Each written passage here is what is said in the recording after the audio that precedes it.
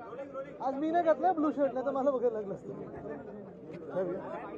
पुढे पुढे तुमचं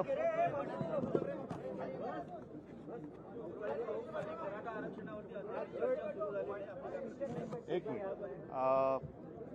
पुढचे विषय घेण्यापूर्वी आपल्याला सर्वांना कल्पना आहे की आज जुन्या पेन्शन योजनेसाठी जे लाखो कर्मचारी एकवटलेत यशवंत स्टेडियमवर, त्यांनी मला आमंत्रित केलं होतं आणि मी तिथे गेलो. माझे सहकारी नेते आणि आमदार सोबत होते.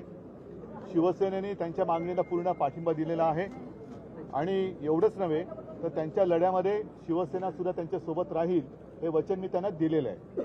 त्याच्यामुळे मला असं वाटतं की लवकरात लवकर या सरकारने निवडणुकीच्या टाईम टेबलाची वाट न पाहता यांची जी मागणी आहे जुनी पेन्शन योजना ती अंमलात आणावी, ती लागू करावी, सुरू करावी, ही त्यांच्या वतीने माझी शिवसेनेची पण मागणी आहे. त्याच्यानंतर आता पुढचे तुमचे काय प्रश्न असतील.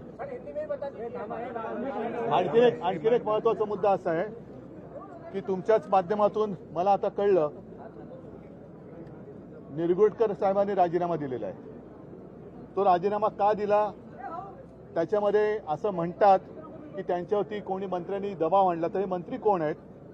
आणि आणखीन गंभीर जी बाब मला बातम्यांमधून समजली ती म्हणजे हा राजीनामा काही दिवसांपूर्वी दिला होता पण तो सभागृहापासून लपवून ठेवला. जर का असेल तर मग नेमकं याच्या मागे दडलंय काय हे सुद्धा आता उघड झालं पाहिजे.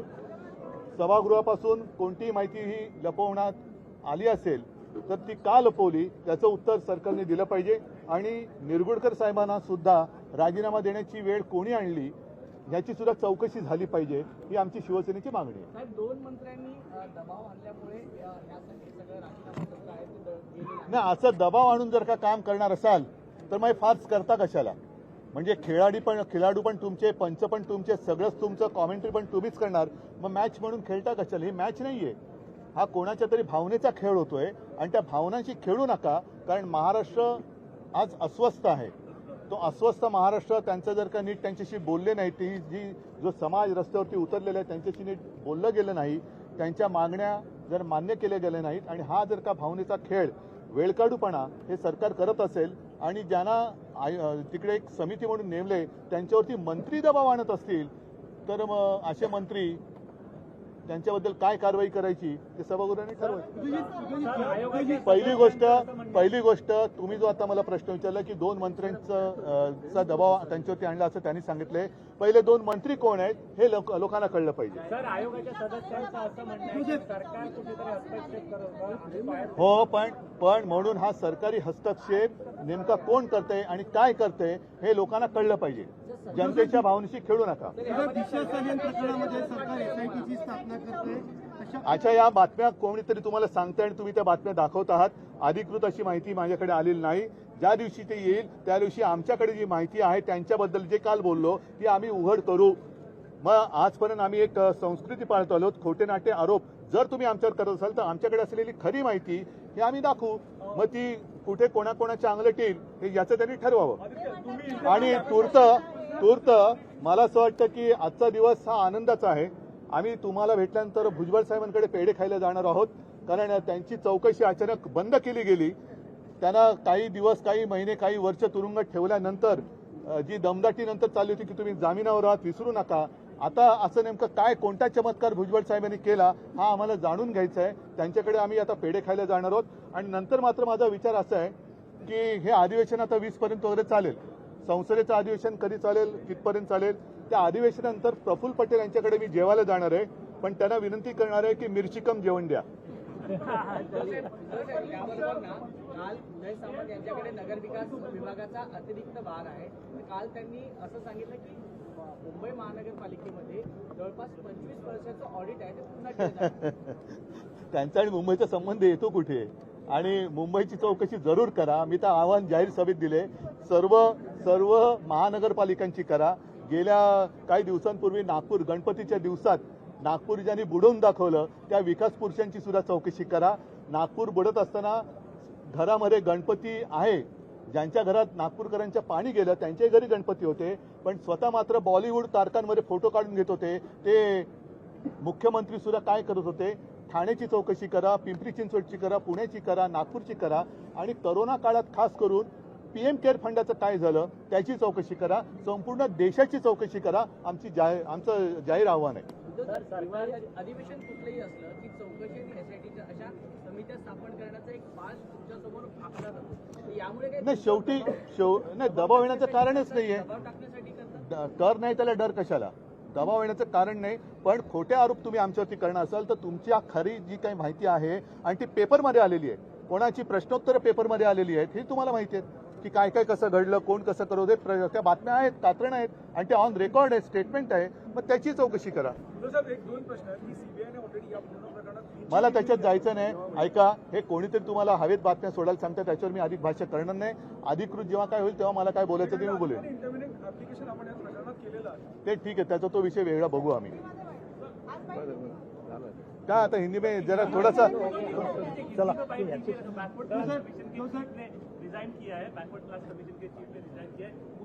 उनकी जांच होनी चाहिए, क्यों उन्होंने रिजाइन किया, निर्गुडकर साहब ने क्यों रिजाइन किया. SIT उसके ऊपर लगाओ. उनके ऊपर कौन से ऐसे 2 मंत्री है जो दबाव ला रहे थे, उनकी SIT लगाओ. क्यों दबाव ला रहे थे वो SIT लगाओ.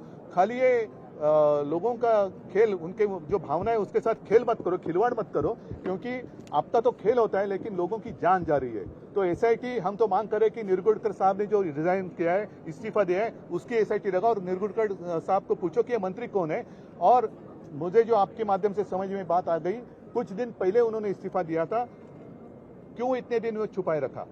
तो ये SIT उसके लगाओ. ठीक है, मैंने जो बात कही है, हवा में जो बात चल रही है उसके ऊपर मैं बात नहीं करूंगा. आपको अगर उसमें इंटरेस्ट है, जिन्होंने आपको न्यूज दिया उनको बात करो. काश्मीर पंडितांचा मुद्दा आपण उपस्थित केला होता. काश्मीर पंडितांचा मुद्दा आपण उपस्थित केला होता. नाही, आता आणखीन एक मुद्दा महत्वाचा आहे की सध्या तुम्हाला माहिती आहे अपात्रतेच्या बाबतीत सुनावणी सुरू आहे. त्याच्यामध्ये शिवसेना पक्षांतर्गत निवडणुका कधी झाल्या त्याच्यात आमच्याकडे सगळा रेकॉर्ड आहे. 3चा आहे, 8 आहे, 13, 18 वगैरे सगळं आहे. पण आज जे बाळासाहेबांवरती श्रद्धा आहे असं म्हणतात, अनिल परब आहेत का? अनिल इकडे या पुढे. जरा मुद्दामून तुम्ही सांगा, हे खोटे गद्दार लोक, हे बाळासाहेबांवरच्या निष्ठा त्यांच्या कशा उघड झाल्या ते अनिल तुम्ही जरा परत सांगा. एक मिनिट हे उद्या ना. आज सकाळी जी सुनावणी झाली यामध्ये जी उलट तपासणी झाली त्याच्यामध्ये शालेय मंत्री केसरकर यांनी बाळासाहेबांबद्दलचे जे उद्गार काढले हे अतिशय संतापजनक होते. खरंच संतापजनक. त्याचं कारण असं आहे की बाळासाहेबांचे विचार घेऊन आम्ही पुढे जातोय असं सांगत त्यांनी गद्दारी केलेली आहे. आणि हे करत असताना बाळासाहेबांनी लोकशाहीची कुठली तत्त्व पाळलेली नाहीत. बाळासाहेब मनमानी करत होते. बाळासाहेबांनी कुठल्याही निवडणूक आयोगाच्या नियमाप्रमाणे निवडणुका घेतल्या नाहीत.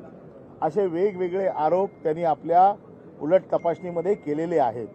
आणि म्हणून आपल्या माध्यमातून बाकी सगळ्यांना कळावं, कारण ही साक्ष काय बाहेर सगळीकडे पूर्ण जात नाही, पण आपल्या माध्यमातून कळावं की ज्यांचा बाळासाहेबांशी कधी संबंध आला नाही, कारण ते शिवसेनेत आले 2014ला, बाळासाहेबांचं निधन झालं 2012ला आणि ते आज बाळासाहेबांच्या बद्दल जाताना आम्हाला शिकवून गेले. परंतु आज त्यांचं खरं स्वरूप या साक्षी पुराव्याच्या निमित्ताने उघडकीला आले आणि त्यांनी बाळासाहेबांबद्दल जे उद्गार काढले आपण देखील जे पत्रकार आतमध्ये बसतात त्यांनी ऐकलेले असतील आणि त्याचा अर्थ आपण देखील लावलेला असेल. आणि अशा लोकांना बाळासाहेबांबद्दलचं प्रेम हे सगळं बनावट आहे, सगळं बेगमी आहे. बाळासाहेबांबद्दल यांना कुठलंही प्रेम नाही. स्वतःच्या स्वार्थाकरता ते गेले होते आणि त्यांनी अप्रत्यक्षपणे हे सगळं मान्य केलेलं आहे. उद्धवजी त्यांनी आरोप केलेला आहे की 1999 पासून 2022 पर्यंत एकही पक्षांतर्गत संघटनात्मक या सगळ्या गोष्टी आम्ही सादर केलेल्या आहेत. मुळामध्ये ते शालेय शिक्षण मंत्री जरी असले तरी मला असं वाटतं की साक्ष देताना त्यांचं पुरेसं शिक्षण झालेलं नव्हतं आणि मूलभूत शिक्षणच झालेलं नव्हतं. कारण 2012 साली जसं बाळासाहेब आपल्यातनं गेले हे अनिल परबनी सांगितलं सगळ्यांना माहिती आहे. तत्पूर्वी हे शिवसेनेच्या विरोधात लढले होते. तेव्हा आज अचानक त्यांना कोणता साक्षात्कार झाला, जसं भुजबळांना असं काय अशी कोणती जडीबुटी मिळाली, कोणता असा चमत्कारी साधू बाबा भेटला की ते एकदम ईडी मागेच गेले आणि गेल्या वेळेला तर ईडीने सांगितलं आम्ही कशासाठी केस केली ते हेच माहिती नाही. तर ही जडीबुटी देवा सगळ्यांना दे अशी माझी प्रार्थना आहे. आणि हेच मी म्हणतोय की वाटेल तेव्हा बदनाम करायचं, त्यांच्या अखेरीत आल्यानंतर त्याच्यावरच्या केसेस विड्रॉ करायच्या, एवढं उघड हे थोतांड म्हणजे हिंदुत्व नाही. यांचं हे थोतांड मी हिंदुत्व मानायला तयार नाही. 31 तारखेला निकाल काही 31 तारखेला निकाल काही तो आता बसलेत ना, त्यांना वरून जो आदेश येईल तसं येईल तो करायचे. शालेय शिक्षण विभागाने एक सर्व्हे केलेला त्याच्यात असं आढळून आलं की 3000 पेक्षा जास्त मुलं जी आहेत ती शाळेपासून वंचित आहेत महाराष्ट्रात. आणि आतापर्यंत मंत्री पण असं नाही माझं म्हणणं, मंत्रीच्या शाळेत गेले नसतील ह्या वंचित असलं, मी ते शाळेत म्हणजे शिकले नाहीत असं माझं म्हणणं नाही. फक्त विद्यार्थ्यांना प्रभू रामचंद्राच्या मंदिरासाठी रामलल्लासाठी आपण देखील 2-3 वेळा जाऊन आलेला आहात. आपण ते आंदोलन उभं केलं होतं. 22 जानेवारीला उद्घाटन होणार आहे. आपण जाणार आहात काय? पक्षनिधी पण दिला आपण आम्ही पक्षनिधी पण दिला. प्रभू श्रीराम ही कोणा एका पक्षाची मंत्री नाहीये. आणि जे तिकडे उद्घाटन करतात ते केवळ नशीब, ते तो म्हणजे जो त्यावेळेला गादीवर असेल तो उद्घाटन करू शकेल हे नशीब आहे. पण बाबरी पाडण्यात त्यांचा सहभाग नव्हता.